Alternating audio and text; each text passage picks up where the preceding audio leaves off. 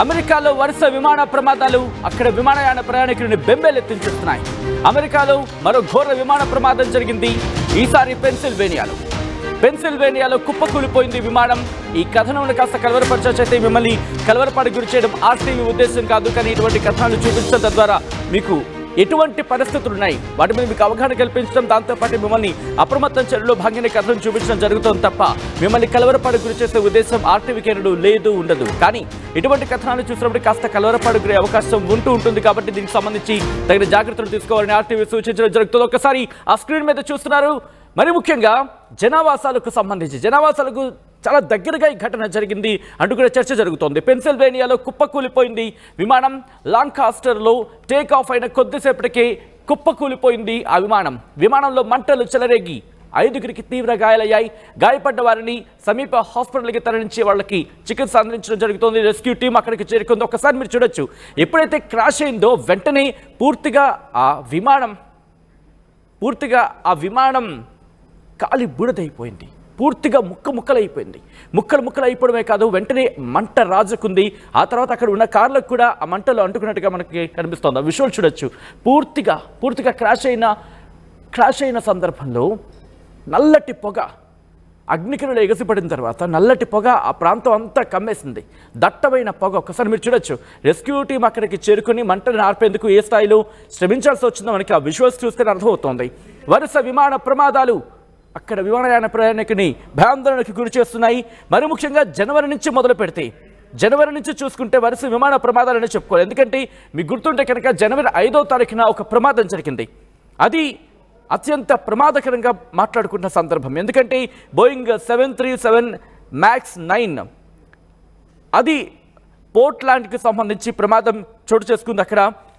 ఆ తర్వాత చూసుకుంటే జనవరి 14కు సంబంధించి మాట్లాడుకుంటున్న పరిస్థితి.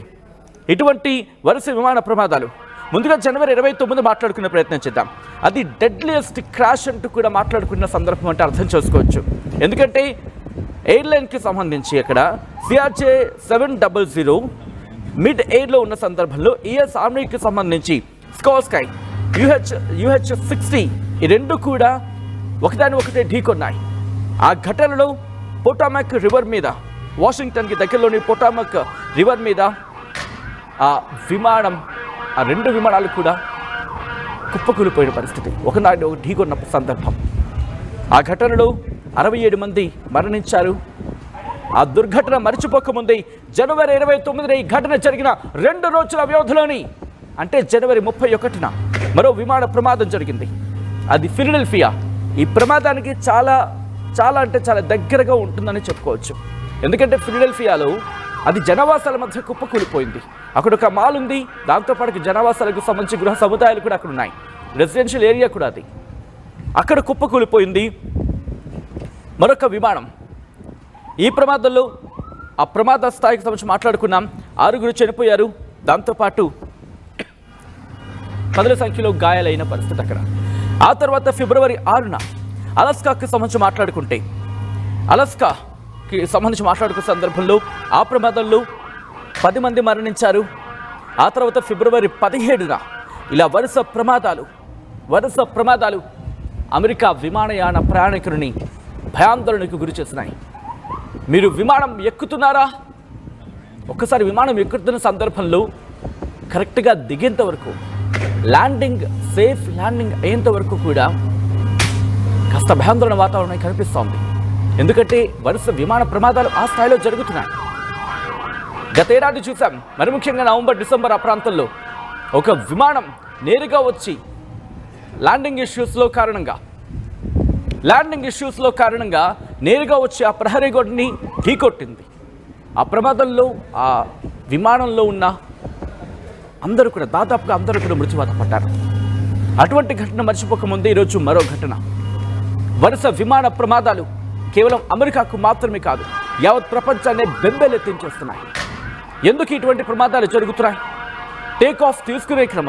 టేకాఫ్కి వెళ్లే క్రమంలో ఎందుకు స్టాండర్డ్ ఆపరేషనల్ ప్రొసీజర్ పాటించట్లేదు? ఎందుకు నేను ఈ ప్రశ్న సంధిస్తున్నానంటే కనుక, స్టాండర్డ్ ఆపరేషనల్ ప్రొసీజర్ ప్రతి ఒక్కరికి ఉంటుంది.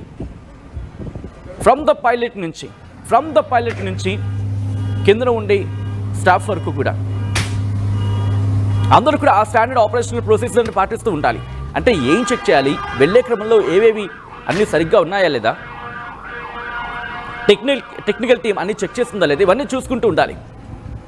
ఒకవేళ ప్రతికూల వాతావరణ పరిస్థితులు అంటే కనుక బహుశా అప్పుడేం చేయలేకపోవచ్చు. దానికి కూడా కమ్యూనికేషన్ సిస్టమ్తో, కమ్యూనికేషన్ వ్యవస్థతో సరిగా కోఆర్డినేషన్ ఉంటే ఒకసారి ఆ ప్రమాదం కూడా గట్టెక్కే పరిస్థితులు ఉంటాయి.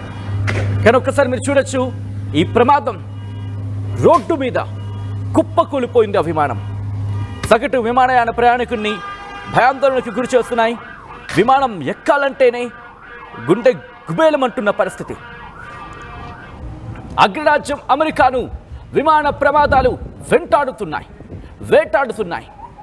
మరి ముఖ్యంగా జనావాసాల మధ్య కుప్పకూలిపోతున్నాయి విమానాలు. విమానంలో ప్రయాణించాలా అంటే గుండె గుబేలమనే పరిస్థితి. ఒక్కసారి విశ్వాసం చూడండి. రోడ్డు మీద మీరు వెళుతున్నారు, మీకు అస్సలు సంబంధం లేదు, మీ ప్రయాణం మీరు సాగిస్తున్నారు. కానీ ఎప్పుడు ఏ విమానం వచ్చి కుప్పకూలిపోతుందో తెలియని పరిస్థితి. విమానంలో ప్రయాణిస్తున్న అటువంటి భయాందోళన వాతావరణమే. ఒకసారి మీరు చూడొచ్చు, అక్కడ కార్లని పార్క్ చేస్తున్నాయి. అంటే అర్థం చేసుకోవచ్చు అక్కడ ఎటువంటి పరిస్థితులు ఉంటాయి అనేది. అనుకోని విధంగానే ఈ మంటలు అంటుకున్నాయా, లేకపోతే ల్యాండింగ్లో ఇష్యూస్తో కారణంగా ఢీకొట్టిన తర్వాత ఈ ప్రమాదం జరిగిందా? దాంతోపాటు 4వ తారీఖున ఫిబ్రవరి 4వ తారీఖున మీరు గమనిస్తే కనుక ఒక ఫ్లైట్కి, ఒక రెక్కకి మంటలు అంటుకున్న పరిస్థితి. అదృష్టవశాత్తు ల్యాండింగ్ సేఫ్గా జరిగింది అక్కడ. కానీ వరుస విమాన ప్రమాదాలు ఆందోళనకు గురి చేస్తున్నాయి. విమానయానాన్ని విమానయానం ఆలోచించాలంటే, అంటే ఫ్లైట్లో ట్రావెల్ చేయాలంటేనే భయపడిపోతున్న వాతావరణం. ఒకసారి చూడండి, ఎందుకంటే క్రాష్ అయిందా ఎక్కడ కూడా ఒక్క కూడా మిగలదు.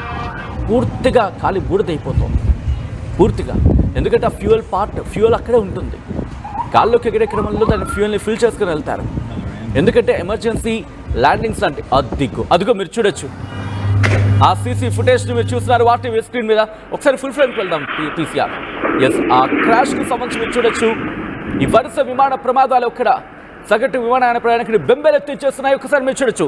బహుశా రన్వేగానే భావించవచ్చు. అదిగో వస్తున్న క్రమంలో బహుశా అక్కడ ఇంజన్ల సమస్య తలెత్తిందా, లేకపోతే ఆపరేషనల్ ఇష్యూసా? కారణం ఏదైనా కావచ్చు. ఒక విమానాన్ని ఇంకో విమానం వచ్చి ఢీకొట్టింది. ఆ ఢీకొట్టిన విజువల్స్ మీరు చూస్తున్నారు. 1 కాదు 2 కాదు, దాదాపుగా సుమారు 10 ప్రమాదాలు. ఇది కేవలం జనవరి నుంచి మొదలుపెట్టి మార్చి లోపల అమెరికాలో చోటు చేసుకున్న విమాన ప్రమాదాల సంఖ్య దాదాపుగా బహుశా 5-6 ఉంటాయి. ఒకవేళ ఇంకా చిన్న ప్రమాదాలు కూడా క్యాలిక్యులేట్ చేసుకుంటే బహుశా 10 వరకు వెళ్ళిన ఆశ్చర్యపడవలసిన అవసరం లేదు. అక్కడ ఆ ఫైల్ విజువల్స్ మీరు చూస్తున్నారు. ఎందుకంటే ఆ ప్రమాద తీవ్రత ఆ స్థాయిలో ఉంటుంది. విమానం ఎక్కిన తర్వాత ల్యాండెడ్ సేఫ్లీ అనే ఒక మాట వింటే అక్కడ తృప్తి పడాల్సిన పరిస్థితులు ఉన్నాయి. ఆ విజువల్స్ మీరు చూస్తున్నారు. ఎప్పుడైతే ఈ ప్రమాదం జరిగిందో ఆ పరిసర ప్రాంగణాల్లో, ఎందుకంటే ఆ పరిసర ప్రాంగణం అంతా కూడా దట్టమైన నల్లటి పొగ ఆవరించేసింది, కమ్మేసింది. ఈ కథను మిమ్మల్ని కాస్త కలవరపరచొచ్చైతే మిమ్మల్ని కలవరపాటు గురి చేయడం ఆర్టీవీ ఉద్దేశం కాదు. ఇటు ప్రపంచవ్యాప్తంగా ఎటువంటి పరిస్థితులు ఉన్నాయి మీకు చూపించడం, ఆ పరిస్థితుల మీద మీకు అవగాహన కల్పించడం, మిమ్మల్ని అప్రమత్తం చేయడంలో భాగంగానే కథనాలు చూపించడం జరుగుతుంది తప్ప మిమ్మల్ని కలవరపాటు గురి చేసే ఉద్దేశం ఆర్టీవీకి ఉండదు. కానీ ఇటువంటి కథనాలు చూసినప్పుడు కాస్త కలవరపాటు గురే అవకాశం ఉంటుంది. కాబట్టి దీనికి సంబంధించి తగిన జాగ్రత్తలు తీసుకోవాలని ఆర్టీవీ సూచించడం జరుగుతోంది. These are the disturbing visuals. ఈ ప్రమాదం మరొక్కసారి అక్కడ ఆపరేషన్స్కి సంబంధించి, విమానయానానికి సంబంధించి ఒక ప్రశ్నను మరొకసారి ఇక్కడ రైజ్ చేసింది. దీని మీద మీ అభిప్రాయం ఏంటి?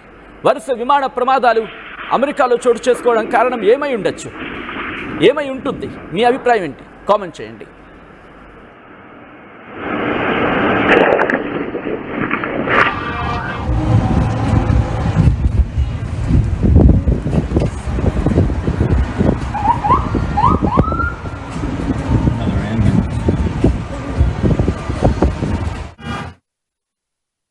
ఆర్టీవీ యాప్ వార్తల్ని క్షణాల్లో చదివే అవకాశం ఉంటుంది. ఒక న్యూస్ పేపర్, ఒక టెలివిజన్ ఛానల్ మీ చేతుల్లో ఎప్పుడూ ఉంటాయి.